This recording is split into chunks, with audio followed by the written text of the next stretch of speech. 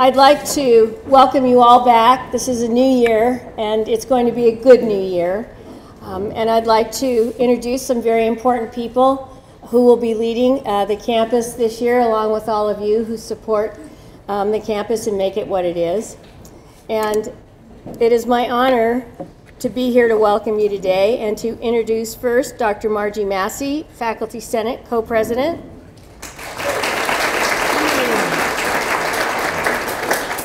Mrs. Nikki Whitaker, Admin Pro Council President.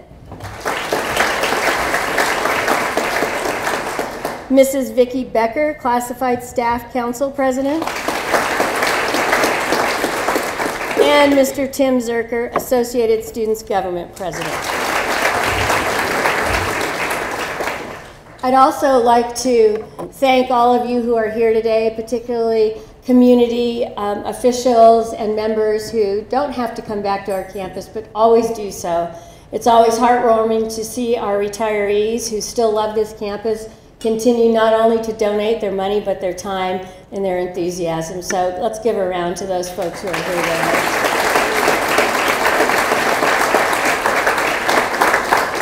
And of course, particularly our faculty and our staff who are by our side every day working through what higher ed has to work through in this day and age. And we're just so glad that you're here and always with us.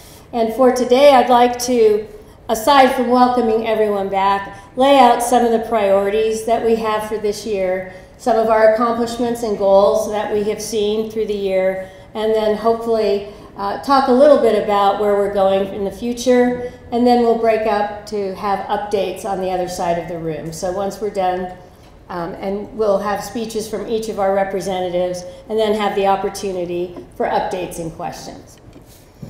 First of all, I'd like to talk a little bit about our priorities for this year.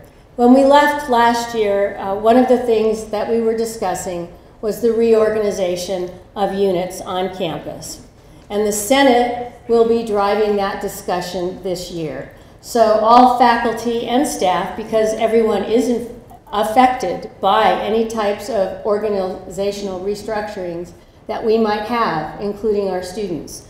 So this will be a campus-wide discussion to determine if there are possibilities for efficiencies or there are possibilities to have greater collaborations and partnerships on the campus. And as I said, our co-presidents and the Senate will be driving that discussion. I know many of you are anxious about the sabbaticals that we were not able to provide for this fall because of our situation with the budget. Those individuals who were granted sabbaticals for this year but had to put them off will be given priority. They will be given sabbaticals next year. If they choose to change their topic, they simply can reapply, but they also will be prioritized. So we want to assure you that we're going to get back onto cycle and make certain that those folks who weren't able to go onto sabbatical this year will next. We will be going through accreditation in 2 years, so the provost will be talking quite a bit about what's in store for us in terms of accreditation. HLC, things have changed a bit. They are doing accreditation in a slightly different manner, and Aaron Frew and our provost, Carl Wright, will talk a lot about that, and we'll also be having meetings so that we're all clear on what HLC expects from us. Tenure track lines. I know that many of the lines that we had last year, not those that were cut, but those that were still available, were turned into visiting professorships.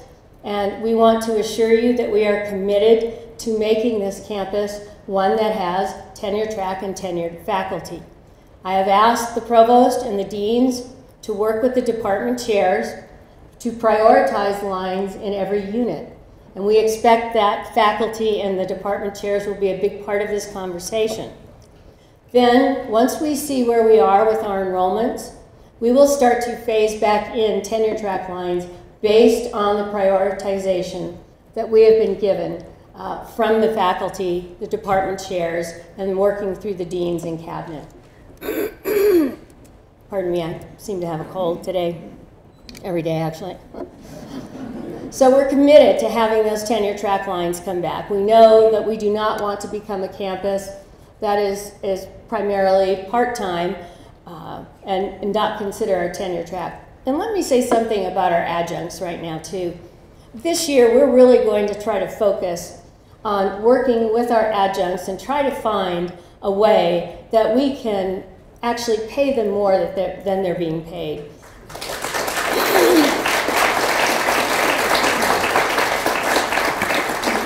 Frankly, I've always felt throughout my career in higher ed that we capitalize and take advantage of adjuncts, part-timers. Many places give different labels to these wonderful people who have their offices in the trunks of their car and drive all over for very little money, and we rely on them, and our institution would not be what it is today without them. So we need to figure out ways to reward them in spite of the challenges that we're facing in higher ed. And I thank you for everything that you do for this institution, because we could not survive without you.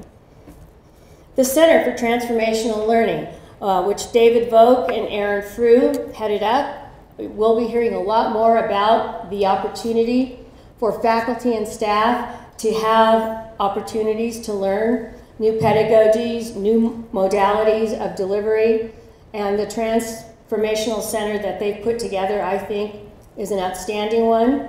We have set aside from extended studies $100,000 for 1 year, and hopefully for years on, to help those folks who are working on that center to move forward and be able to do the things that they need to do and have the resources that they need in order to move forward. So I know you put a lot of work into that, and we thank you for that, and we are excited to see its transformation. Recruitment, retention, and graduation. Those are going to be the three keys for us in terms of our strategic plan. We met several times over the summer, a large group of us, for our strategic planning to keep it going. We have done some great things. We had Paul Thayer and Rebecca Martin, who are well known in the retention and graduation and enrollment world. Come and visit with us, take a look at our strategic plan that was started last year by many good people. In fact, Jen Mullen is here right now. I'm tempted to pull her right back in. Jen, why don't you say hi? There you are. Our benchmarks and what the state will be looking at will be recruitment, retention, and graduation. And we have modeled out till year 2020, and we'll be talking about that and sharing that with you, what we think our percentages in terms of increases will be. And we believe that in terms of recruitment, by the year 2020, we should see at least 5,000 students headcount on this campus. We believe that our retention rate, which by the way right now, and Rick, I know you're out there somewhere, although I've been trying to track you down. Rick Kerminsky, where is that man? Oh, there he is. And as Paul said, he'll be happy to correct me if I'm wrong, but I think we're at a 65% retention rate. Over on the other side, okay? So that should be the highest we've had in 10 years, and if it goes up a bit more, it will be the highest that we've ever had at this institution. So I think that our direction of trying to hit 70% by 2020 is not at all off, and of course with Rick, the magician with numbers, that's amazing. I'm sure that we'll hit that mark. And then we're hoping to hit 37% graduation rate for 6-year graduation rates by 2020. And Rick will be able to talk a little bit about what the variables and assumptions were that allowed us to project out. Do be aware that with the new Ferrandino bill, there may be some changes to how we look at these performance metrics. There may also be some changes to things such as tuition and how the state allows us to look at higher ed. So I'm comfortable that we have our metrics and we will be able to move forward with those. We have 4 different areas that support those metrics, which we'll talk about at our next strategic planning meeting. We will develop a delivery team. That team will be a smaller team from campus that will work with the IR director and everyone to basically monitor how we're doing. Are we making our strides each year? And that delivery team will be able to help us with that. We are also going to appoint a person for each of the areas that support those 3 goals, and those individuals will also work with the delivery team. you'll be receiving an email from me inviting you to offer your services if you would like. We will be paying stipends to those who decide to serve on the delivery team and serve as what I call the goalies, because they're in each of the different areas. And we're excited about where we can go with the strategic plan. We also are excited about academic programs that will be moving forward. Right now, we are working with CSU Global. We have 2 departments that have decided to work with Global. We anticipate over a period of time that there will be resources and a different generation of revenue than we would have had before. And I want to emphasize that these 2 departments, CET and Construction Management, will be receiving a portion of those monies that will come back to us. The remaining monies, the administration has decided to put aside for academic pursuits. Some of those things would include not just academic pursuits, but also the situation that we'll find ourselves in when the equity study is completed, which we're very close to having. And we'll talk a little bit about that over on the other side as well. Okay.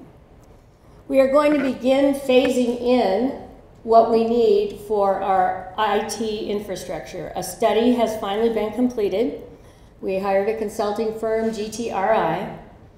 The cost is somewhere between $2 and $4 million to upgrade our system and to make it the type of system I know you've all wanted and told me about since the day I arrived here. We don't have that money right now, but we will be able to phase those monies in over time. And the provost and the IT team also sent in an application. The state has now set aside, in its wisdom, monies to support IT. They recognize that IT infrastructure in the state of Colorado has not been attended to. And we cannot continue to defer maintenance to everything that we have on campuses. And this just isn't our problem, it's statewide and it's nationwide. So they put together a letter of application for a little over $700,000. They're going to be doing the same next year and the year after that. So we plan on seeking monies from the state. We're very confident that we'll receive those monies, and we'll start to upgrade and update the infrastructure that we've needed to do for so long. And you'll also be hearing more about that from Eric Matola and his team on the other side. One of the things I'm excited about, it's not in terms of an academic program, but finally, we've changed the domain name.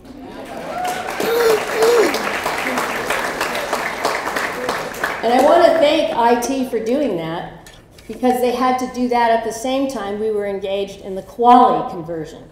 So there was a lot of converting going on. But it's funny, the smaller things as well as the large things that can make you really happy.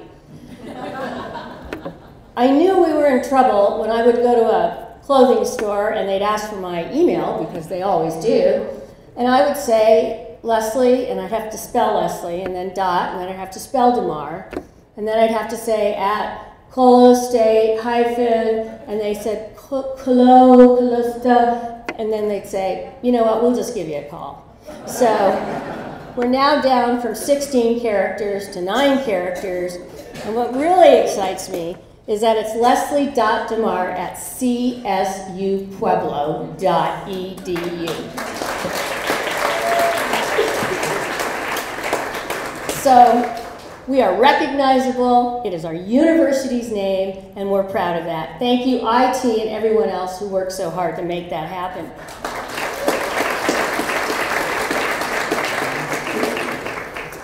I have to tell you too, Rod Slyhoff, head of the chamber, was so excited he just couldn't stand it. So we're going to be getting that out to everybody in the community, making certain that everyone's aware of it. It will take a little time to shift, and we'll probably be using them side by side, but this is an exciting thing for us.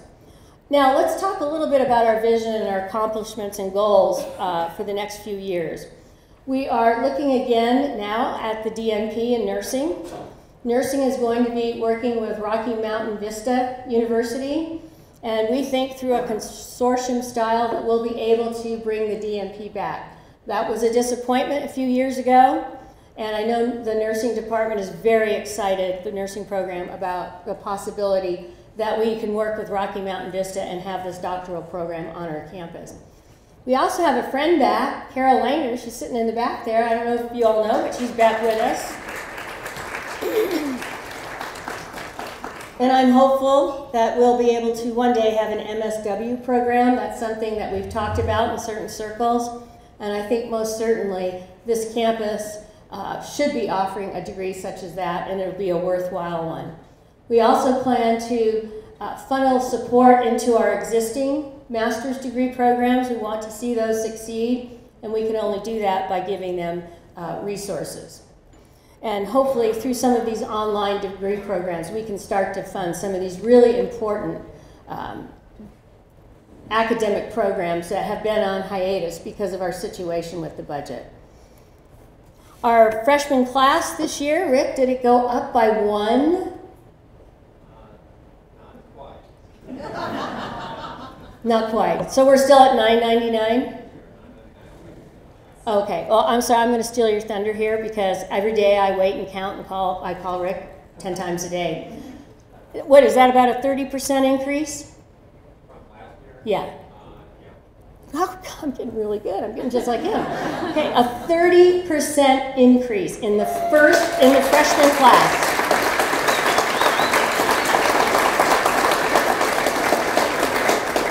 And that means those students, and we're very good at retention, we've seen that, will funnel through and start to pick up those holes that we have at the other levels. And we'll keep doing that. I'm sorry to say that Vice President Paul Orscheln isn't here today. He has some medical issues that require immediate attention, and he won't be here for a few days. So we'll keep you posted on that. But he and his team and the entire campus have worked so hard, and we have a wonderful relationship with Royal and Company, and it just goes to show you that if we make our investments in the right places across campus, we can see success. So we'll be excited to see all those freshmen on the campus. Our retention, as I said, is at 65%. Our graduation rates, we hope to hit 37 by 2020. Our new academic building is going along very well. The new sports facilities are almost completed, and the OUC will go through the appropriate state-regulated process, and we will begin to see the remodeling in another 4 to 5 months. This building is a big priority for me. I know it is for the students and particularly for the campus and our community. And we will not let anything get in the way of that. We are going to be having constituent meetings scheduled for September 18th. We haven't found a room yet, but we plan each semester to meet with you in that venue as well as other venues to keep you updated on what is happening on campus and off that is relevant to us.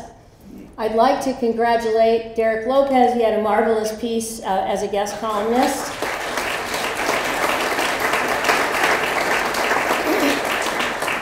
And we have faculty and staff lined up. The chieftain has been gracious in saying that they would like to showcase our faculty and staff and the work that they do. And so we're excited about that. We're also looking forward to extended studies. They've been doing great work over the summer. The School of Business, as always, has developed yet another new degree program, the BSBA. They're working very closely with extended studies as well as on their own with Pikes Peak Community College. So there are just a large number of new academic endeavors and priorities. We're going to get the ship righted and get back in the right direction, particularly in terms of what we had to go through last year and some of the cuts that we experienced. We are committed to making a difference in those areas. So welcome back, and we're going to hear a few words from each of our leaders here, and then we will walk over to the other side and have some updates so that you can have a few more specifics. And thank you all. It's good to see you. It was good to hear you having wonderful conversations.